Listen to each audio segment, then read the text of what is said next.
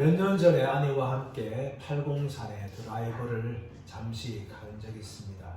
팔공산을 차를 타고 가면서 제 눈에 한 가지 유적지 표시가 눈에 띄었습니다.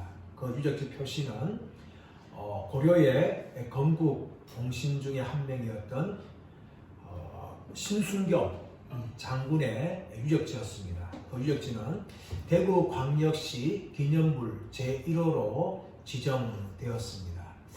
신순경 장군은 고려 왕건을 도와서 고려를 세웠던 개국 공신입니다. 이때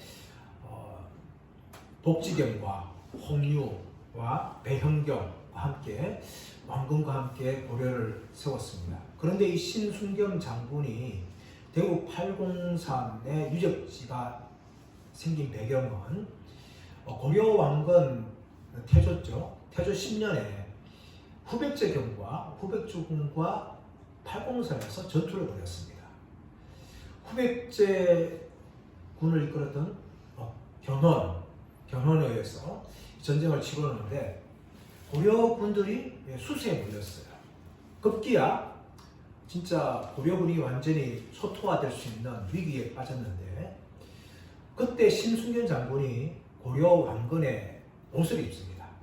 그리고 대신하여 후백제군과 싸우고 그 틈에 고려 왕건을 도망가게 했습니다. 그래서 고려 왕건은 살아났고 신순경 장군은 이 팔공산 전투에서 장렬하게 왕 대신에 죽음을 당합니다.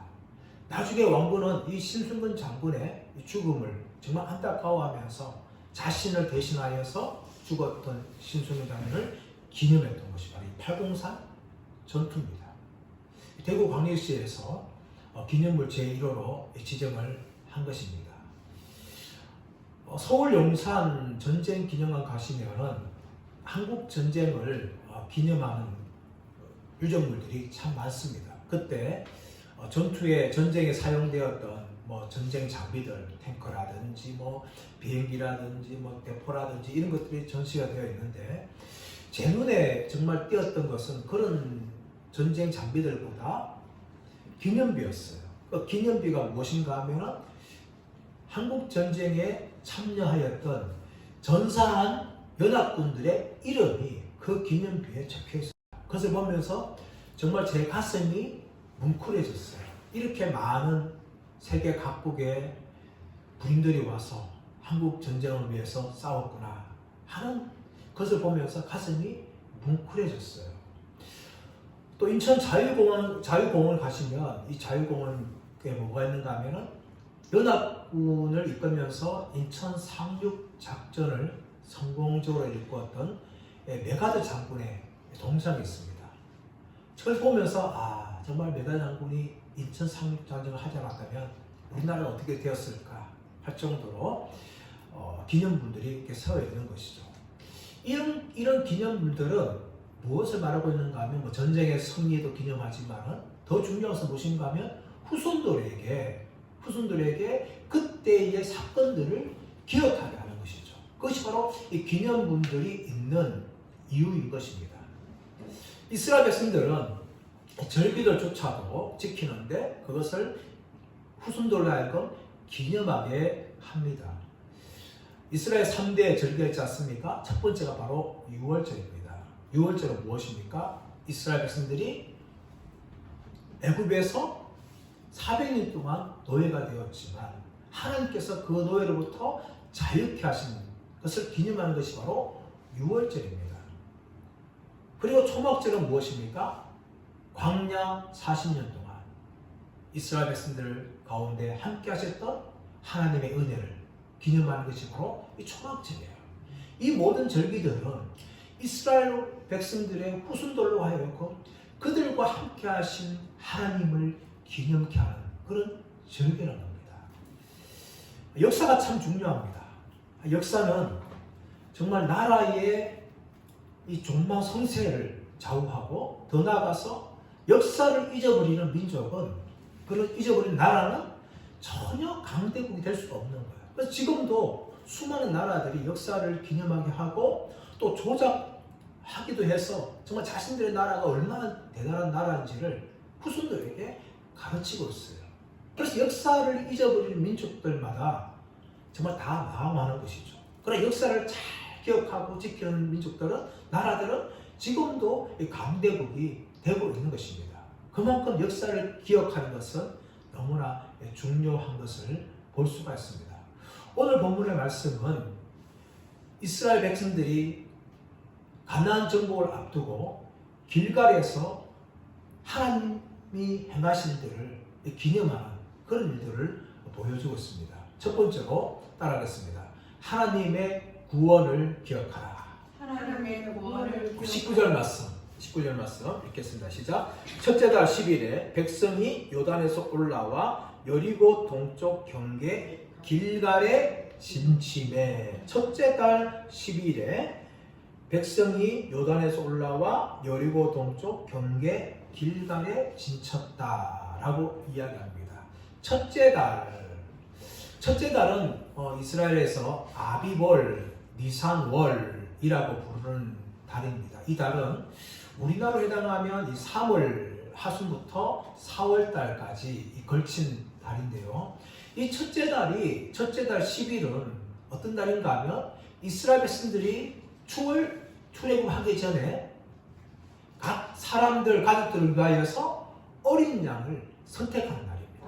그리고 나흘 후에 6월절에 어린 양을 잡아서 그 피를 문설주에 바르고 고기를 먹는, 그리고 이 6월절을 지키는 것이죠. 이스라엘 백성들은 여호수아 5장에서 가나안 땅에 들어와서 첫 번째 6월절을 지킵니다. 40년 만에 지키는 것이죠. 이렇게 6월절을 지키는 장면이 나옵니다. 6월절은 이스라엘 백성들의 구원과 관련들이 있어요. 이스라엘 백성들은 400년 동안 애굽에서 노예 생활을 했습니다.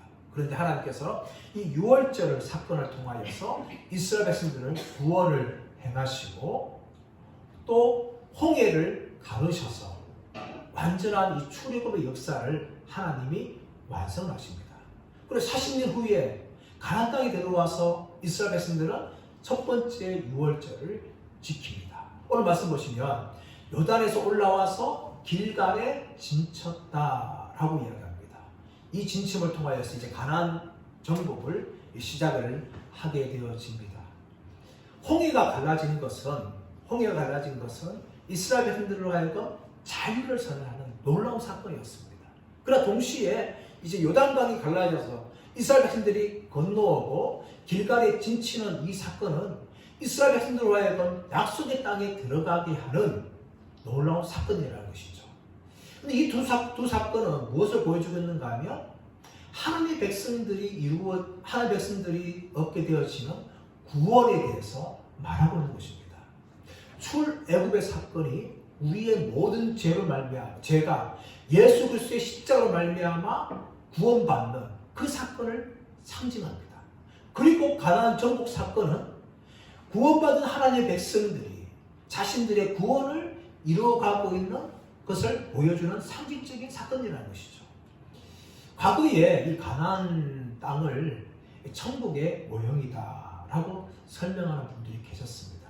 하지만 엄연히 말하자면 가나안 땅은 천국의 모형이 아니에요. 왜냐하면 천국이라면 전쟁이 있을 수 없습니다. 그런데 이스라엘 백성들은 가나안 땅을 차지하는 데 있어서 수많은 전복 전쟁을 이루어가는 것이죠.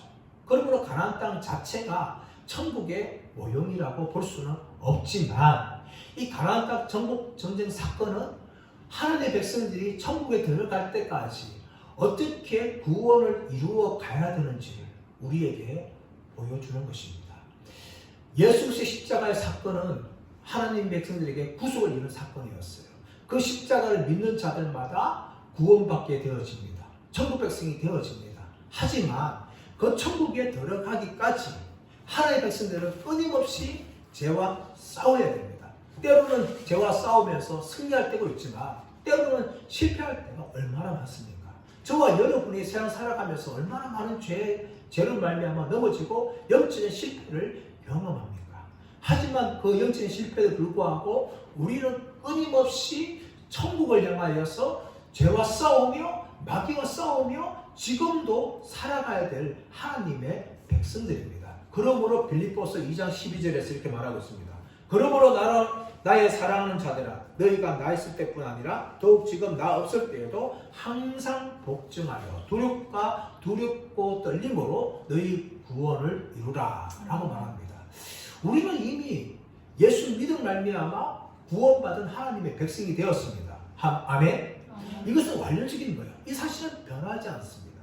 하지만 동시에 우리는 이 땅에서 천국에 들어갈 때까지 우리의 구원을 계속해서 이루어져 가야 하는 겁니다. 이것이 바로 현재적인 구원을 말하고 있어요. 그리고 천국에 들어가면 우리의 구원은 완전히 이루어지는 것입니다. 이것이 구원의 3시제예요. 예수 믿는 자들은 이미 구원을 받았습니다. 이것은 과거적이고 완료적인 사건이에요. 끝난 사건이에요. 하지만 지금도 우리는 구원을 이루어 가야 됩니다. 여기에 대해서 어떤 이단들은요, 무엇을 말하고 있는가 하면 예수 믿는 사람들은 이미 구원받았기 때문에 더 이상 죄를 회개할 필요도 없다. 얼마든지 마음대로 살아도 된다. 죄를 지어도 죄가 아니다. 라고 이야기하는 이단이 있어요. 여러분, 그것은 굉장히 잘못된 것이죠. 그분들은 구원을 생각할 때 이 과거 완료적인 구원, 우리가 구원받은 것에만 집중하는 것이죠. 현재 이루어가야 될 구원에 대해서는 전혀 모르는 거예요. 또 우리가 완성해야 될 구원에 대해서 모르는 것입니다. 과거에만 머물러 있는 거예요. 과거 완료적인 구원. 그러나 우리의 구원은요, 지금도 죄와 싸우며 천국에 들어갈 때까지 영적인 분투를 해야 될 구원이라는 것을 성경은 분명히 말씀하고 있어요. 두렵고 떨림으로 너희 구원을 이루어 가라는 것이죠. 이루어 가야 되는 거예요. 현재적인 구원을 우리는 완성해 나가야 되는 것입니다. 그것이 무엇을 말하고 있는가 하면 가나안 정복 전쟁을 통해서 보여주고 있는 거예요. 요단강을 건넜지만 그들은 가나안 정복을 통해서 7 족속과 싸워서 그들을 쫓아내야 되는 것이죠. 정복을 이루어 가야 되는 겁니다.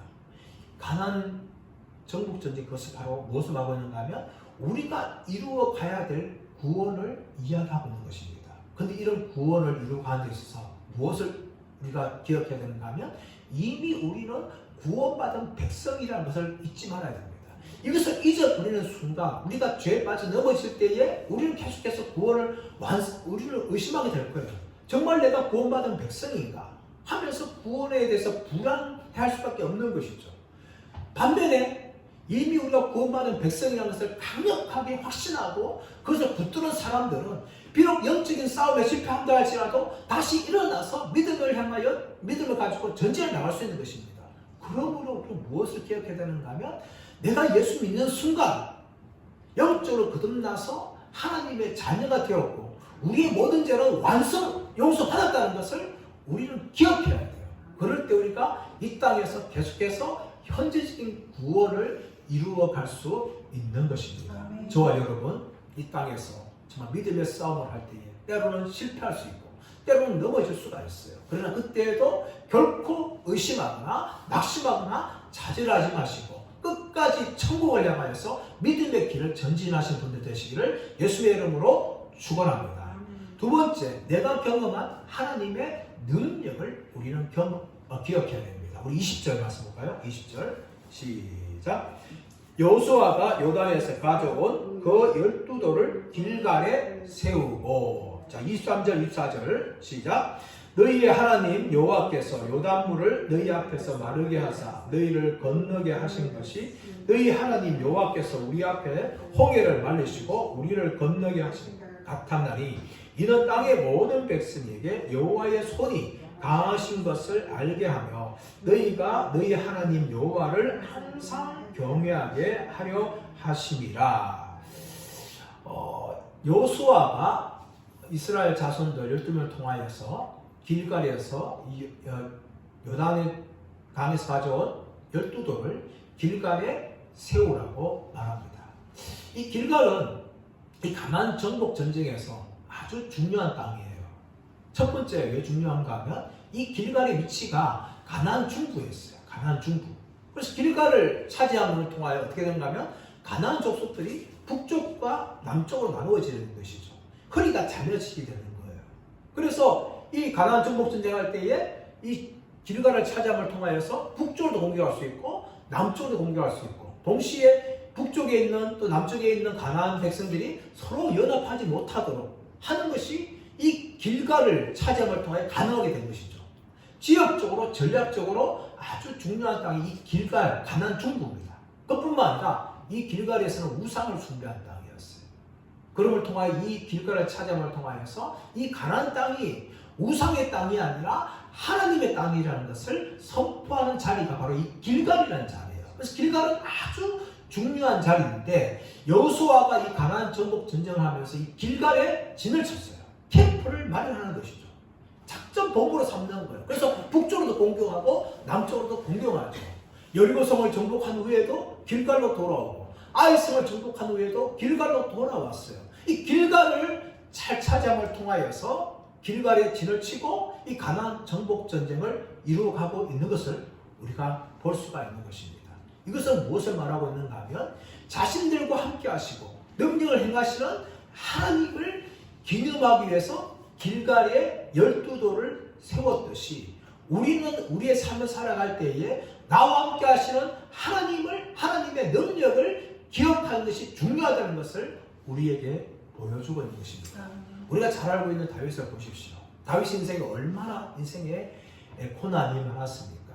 다윗이 아버지의 심부름을 인하여서 전쟁터에 왔어요. 그때 골리앗은 아침 저녁으로 나와서 이스라엘 백성들에게 소리치죠. 아무도 이 골리앗과 싸울 수 없었어요. 그 순간에 다윗은 믿음의 의분을 느끼고 사울왕에 나가서 내가 싸우겠다. 그런가 그때 다윗은 골리앗에 대해서 아무리 보잘것없는 그런 소년에 불과했어요. 하지만 다윗이 어떻습니까? 골리앗 앞에 나아가고 골리앗을 죽일 수가 있었어요. 그때 다윗은 만군의 여호와의 이름으로 나가서 골리앗과 싸웠죠. 근데 이것이 어떻게 가능했을까요? 다윗이 목동으로서 양을 칠 때에 사자와 곰이 양새끼를 훔쳐갈 때에 다윗이 따라가서 이겼던 그런 경험이 있었던 거예요. 하나님의 이름으로 사자와 곰을 물리치던 그 경험이 있었기 때문에 골리앗과의 전투에서도 하나님이 나와 함께 하시며 이런 믿음을 가지고 골리앗과 싸울 수가 있었다는 것이죠. 또 한 가지 무엇인가 하면 다윗은 사울로부터 정말 13년에 걸친 쫓김을 당하였어요. 얼마나 많은 고비를 경험했습니까? 하지만 그 모든 고비를 넘기고 왕이 될 수가 있었는데 이 다윗이 무엇을 기억했을까요? 사무엘로부터 하나님께서 그의 머리에 기름을 부으시고 왕으로 삼게 했던 그 기억을 계속해서 생각하는 거예요. 하나님께서 나를 왕으로 세우신다. 하나님 나에게 기름 부으셨다. 그러므로 그 사건을 통하여서 사울로부터 13년을 쫓김당하는 그 고난의 세월들을 이길 수가 있었던 것입니다. 다윗뿐만 아니라 요셉도 보십시오. 요셉이 형들의 미움 받아서 노예로 팔리고 또 보디발의 아내의 모함을 통하여서 바로 이 감옥에 들어가는 이런 모든 인생 겪으면서도 이 바로의 총리가 되는 인생 역전을 이루었어요. 근데 이렇게 고통을 당하는 요셉이 어떻게 이것을 이룰 수 있었을까요? 하나님께서 자신의 준 꿈을 기억하는 거예요. 두 분의 꿈을 통하여서 하나님이 나에게 빚어 주신 것을 그가 붙들기 때문에 자신의 인생의 고난을 넘길 수가 있었던 것입니다. 우리에서도 마찬가지예요. 믿음의 길을 걸어갈 때에 우리는 수많은 환난들, 믿음의 환난들과 인생의 고난들을 겪을 거예요. 아무도 예외가 없습니다. 우리 인생에서 두 가지 변하지 않는 사실이 있지 않습니까? 모두가 다 죽는다는 거예요. 또 한 가지 뭡니까? 우리 일단 살면서 수많은 고난을 당한다는 겁니다. 믿음의 사람들도 예외가 없어요. 이렇게 고난을 당하는 그 순간에서 우리가 어떻게 끝까지 믿음의 길을 걸어갈 수 있습니까? 바로 하나님께서 나와 함께 하셨다. 하나님은 나의 아버지시다. 이 사실을 우리가 강력하게 붙들 때에 우리는 끝까지 믿음의 길을 갈 수가 있는 겁니다. 여호수아 10장을 생각해 보시면 여호수아가 기브온 족속을 공격하는 이 가나안 아모리 다섯 왕과 전투한 장면이 나옵니다. 그때 하나님께서 하늘에서 우박을 내리셔서 이 아모리 족속 다섯 왕을 공격하지 않습니까? 그때 여호수아가 했던 것이 무엇인가 하면 하늘을 향해 외치는 거예요. 태양아, 너는 기브온 위에 머물러라. 달아, 너는 아얄로 골짜기에 머물러라. 근데 이 여호수아가 외치는 사건에 대해서 여호수아 10장에서 무슨 말하고 있는가 하면 여호수아 이전에 이후로 이렇게 하나님께서 사람의 목소리를 들으신 적이 없다라고 이야기합니다. 이 여호수아가 외칠 때 정말 아모리 다송을 다 전멸시키는 이런 놀라운 일이 일어난 것이죠. 근데 어떻게 하나님께서 여호수아 이전에 사람의 목소리를 이렇게 들은 적도 없고 이후에도 들은 적 없다는 이 놀라운 이 기적이 날 수 있었을까요? 그것은 바로 여호수아가 홍해를 건넜던 경험, 또 요단강을 건넜던 경험이 있었기 때문에 이렇게 담대하게 외칠 수가 있었던 거예요. 그의 인생에서 하나님이 자신과 함께 해주시고 놀라운 기적을 행하신 것을 그가 직접 경험했기 때문에 담대하게 태양을 향하여서 기브온 위에 머물러라, 달을 향하여서 아얄라 골짜기에 머물러라, 아모리 다송을 다 전멸할 때까지 태양이 멈추고 달이 멈추는 전무후무한 정말 기적이 여호수아의 외침을 통하여 일어난 것이죠. 사람 여러분, 우리도 마찬가지입니다. 우리 인생을 살아갈 때 이 여호수아처럼 담대하게 외칠 수 있는 믿음이 어떻게 생기는 거예요? 하나님이 과연 나와 함께하여 주셨고 지금까지 나를 버리지 않으셨고 인도하셨던 그 경험을 우리는 붙잡을 때에, 내가 기억할 때에 담대하게 믿음으로 살아가게 될 줄 믿습니다. 저와 여러분, 나와 함께 하신 하나님을 기억하시길 간절히 바랍니다. 세 번째로 우리는 자녀들로 하여금 하나님을 기억하게 해야 하는 것입니다. 우리 21절, 22절 읽겠습니다. 시작. 이스라엘 자손들에게 말하여 이르되 후일에 너희의 자손들이 그들의 아버지에게 묻기를 이 돌들은 무슨 뜻이냐 하거든 너희는 너희 자손들에게 알게 하여 이르기를 이스라엘이 마른 땅을 밟고 이 요단을 건넜음이라. 아멘. 이 길갈에 세웠던 12돌은 무엇을 말하고 있는 거예요? 후손들에게 하나님의 행하심을 기억하게 하기 위함이시죠. 21절 와서 보시면 후일에 너희의 자손들이 그들의 아버지에게 묻기를 이 돌들이 무슨 뜻입니까? 왜 길갈에 이 12돌을 세워놨습니까? 라고 물을 때에 무슨 말 하는 거예요? 너희는 너희의 자손들에게 알게 하여 이르기를 이스라엘이 마른 땅을 밟고 이 요단을 건넜음이라 라는 것을 감치하기 위해서 이 길갈에 12돌을 기념물로 세워두라는 것을 이야기합니다. 여러분, 이스라엘 백성들이 제가 서론에 말했듯이 절기를 지금도 지키고 있어요. 초막절이 되어지면 일주일 동안 진짜 초막을 짓습니다. 멀리 못 가면 집에 짓거나 아니면 들판에 나가서 초막을 지으면서 그 초막에서 함께 생활하는 것이죠. 이것은 광야 40년 동안 자신들과 함께 하신 하나님을 기억하는 그런 행사입니다. 또 6월절이 되어지면 장아이들을 깨우는 거예요. 왜 깨우는가 하면 6월절 때 급하게 허리띠를 띠고 무교병을 가지고 떠났던 것을 기념하기 위해서 6월절 되면 자고 있는 아이들을 깨워서 그 조상들의 그 때를 기억하게 하는 겁니다. 이것은 너무나 중요한 것이죠. 여러분, 이런 신앙의 전수를 이스라엘 백성들은 지금도 하고 있기 때문에 강력한 힘을 가지고 있어요. 여러분, 이스라엘 땅은 사실 우리나라 강원도만도 못한 아주 작은 땅입니다. 그 땅에 2,000명 되지 않는, 또 전 세계 해봐야 뭐 2, 3천명 되지 않는 그런 이스라엘 백성들이 유대인들이 살고 있어요. 근데 그 작은 유대 나라 이스라엘 백성들이 지금도 세계 최강대국인 미국을 조정하는 그런 힘을 가지고 있지 않습니까? 지금 뉴스를 보게 되어지면 뭐 미국이 지금 후티를 공격하고 예멘을 공격하고 뭐 레바논을 공격하고 이런 일이 발생하는데 왜 그렇어요? 이스라엘을 미국이 돕고 있기 때문에 그런 일들이 일어나고 있는 거예요. 세계 최강대국이 미국을 좌지우지하는 나라가 이스라엘이에요. 왜 이런 힘을 가지고 있었을까요? 그것은 바로 그들이 자신들의 신앙의 유산을 후손들에게 지금도 계속해서 전하고 있기 때문이에요. 제가 오래전에 이스라엘 이집트의 성지순례에 간 적이 있습니다. 그때 마사다라는 요새에 올라갔는데 그때 이스라엘 군인들을 봤어요. 왜 그런가 하면은 사관학교를 졸업하기 전에 한 번은 이 사관학교 생도들이 마사다에 올라와서 자신들의 이 고통스러운 시절을 기념하게 하는 것이죠.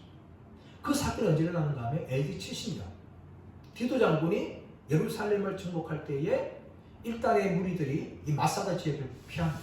그리고 끝까지 항전하는데 로마가 이 마사다 요새를 정복하기 위해서 언덕을 쌓아와서 공격할 때에 그날 새벽에 노인과 아이들만 놔두고 모든 사람들이 다 목숨을 끊었어요. 왜냐하면 우리는 로마에서 죽을 수 없다. 끝까지 항전하다가 그렇게 자신들의 목숨을 끊었던 것이 바로 이 마사다 요새입니다. 그 요새 올라가서 자신들의 민족이 어떻게 정말 비참하게 망했는지를 그들은 지금도 기억하며 후손들에게 계속해서 가르치고 있는 것이죠. 이것이 바로 유대인들의 힘인 거예요, 여러분. 오늘 한국교회를 바라보면서 저는 걱정스러운 게 무엇인가 하면 이런 신앙의 바톤이 이어지는 것이 너무나 약하다는 것이죠. 저는 불신 가정에서 자랐기 때문에 모태신앙의 가정들을 보면서 너무나 부러워했어요. 신대원에 들어가더라도 모태신앙, 목사님의 가정, 장로님의 가정에서 이렇게 자라서 훈련받고 신앙성장해서 왔던 이 전사님들을 정말 부러운 거예요. 이 불신 가정에 자랐던 저로서 참 그들 보면 부러워했는데 이런 모태신앙에 태어난 것도 참 중요하지만 그것도 더 중요한 것은 무엇인가 하면 그 모태신앙에 자라면서 제대로 된 신앙교육을 받는 것이 더 중요해요. 모태신앙 태어난 것, 여러분 그것이 계급이 아니에요. 여러분. 하나님의 은혜지만 우리 인간의 자랑이 될 수가 없는 거예요. 지금도 수많은 모태신앙 가정에서 모태신앙 태어났지만 교회를 떠나고 하나님을 떠나는 사람들이 나타나는 거예요. 왜 이런 일이 납니까? 모태신앙을 가진 것이 중요한 것이 아니라 신앙의 전수가 제대로 안 됐기 때문이죠. 아무리 모태신앙에 태어나더라도 여러분 그 부모로부터 제대로 된 신앙 교육을 받아서 믿음의 대를 잇지 않으면 그 모태신앙이 뭐가 중요합니까? 그 모태신앙 가지고 천국에 들어갈 수 없는 거예요.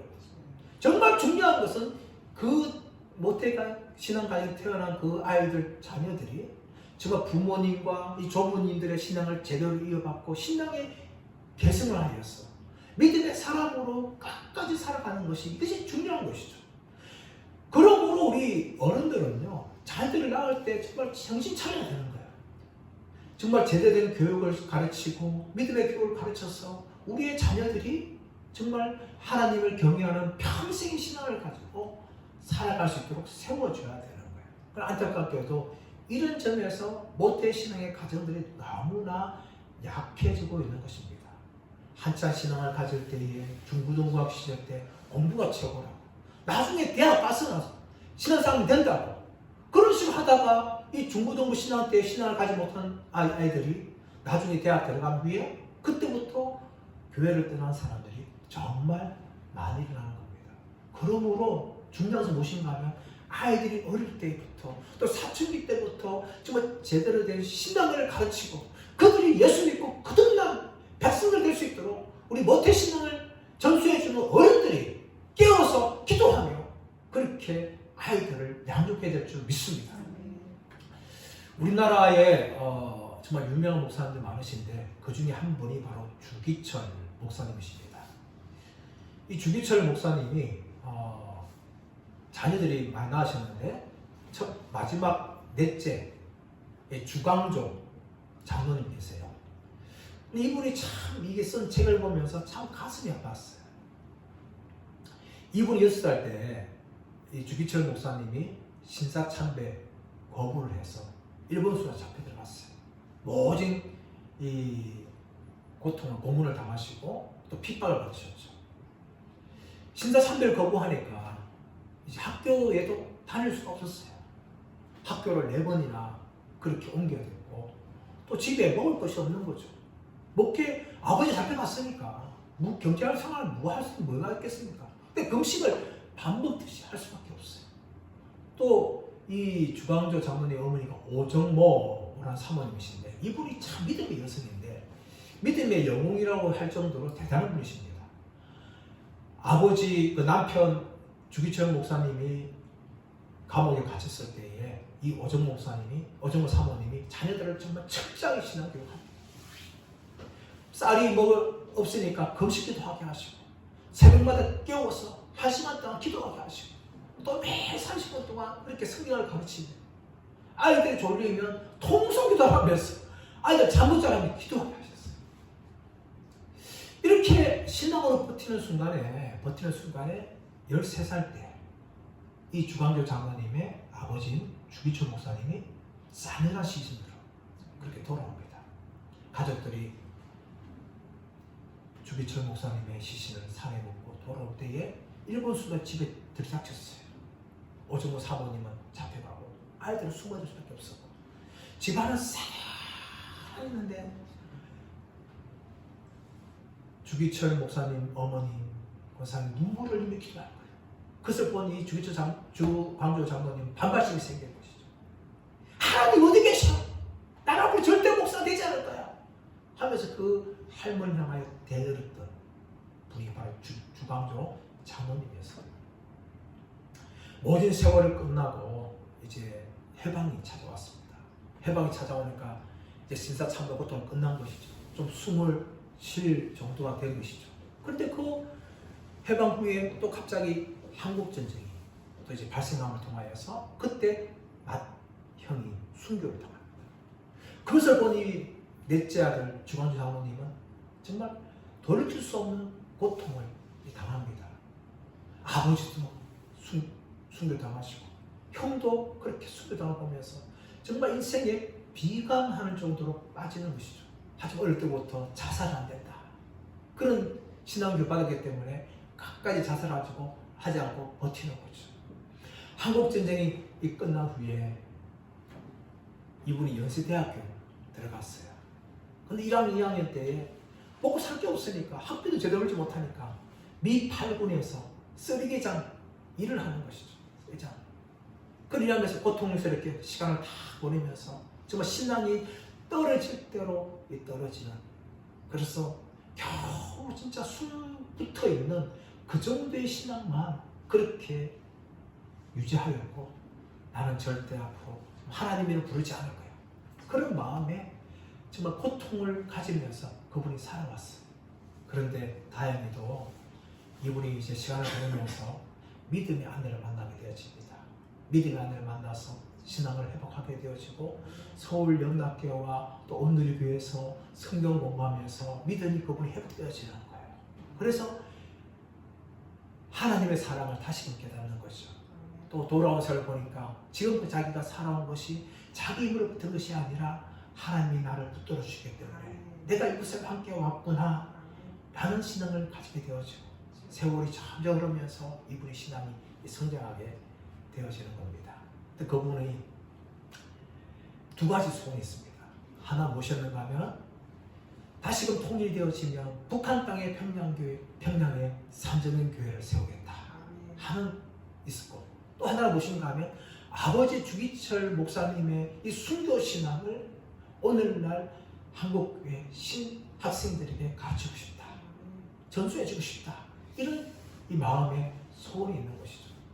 저는 주광조 장로님의 이 간증을 읽으면서 한 가지 생각이 무엇인가 하면 정말 어릴 때부터 믿음으로 자녀를 양육할 때에 그 자녀들이 어떤 고난과 핍박을 받는다 할지라도 결국 교회를 떠나지 않고 하나님을 떠나지 않는구나 라는 것을 저는 그분의 간증을 읽으면서 그렇게 한번 새삼스럽게 깨닫게 되었습니다.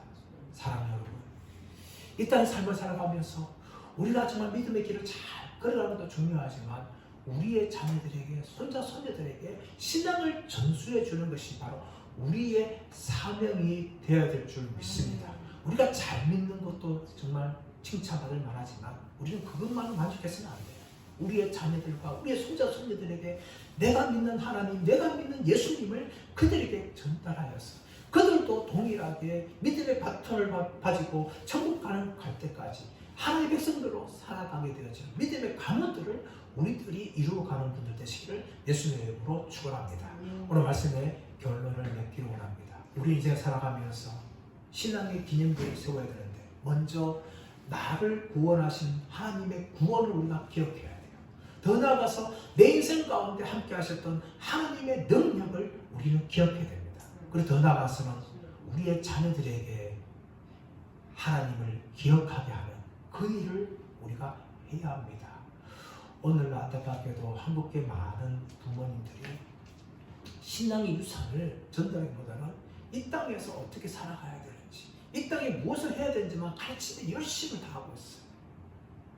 좋은 대학 보내는데 올인하게 되어지. 신앙은 두 번째. 그런데 우리가 기억해야 할 것은 무엇인가 하면, 우리가 제대로 신앙을 전수하지 않으면 우리의 자녀들과 우리의 손자 손녀들이 우리처럼 하나님을 경외하지 않고 교회를 떠난다는 것을 우리는 잊지 말아야 하는 것입니다. 믿음의 조상 아브라함은 가나안 땅에 들어갔을 때에 하나님께서 가나안 땅을 주시겠다 하는 약속을 하셨지만, 정작 아브라함은 사라를 묻었던 막벨라 굴 땅밖에 없었어요. 그는 가나안 땅 전체를 소유하지 않았습니다. 겨우 자신의 아내를 장사 지낼 만한 그 땅밖에 아브라함에게 없었어요.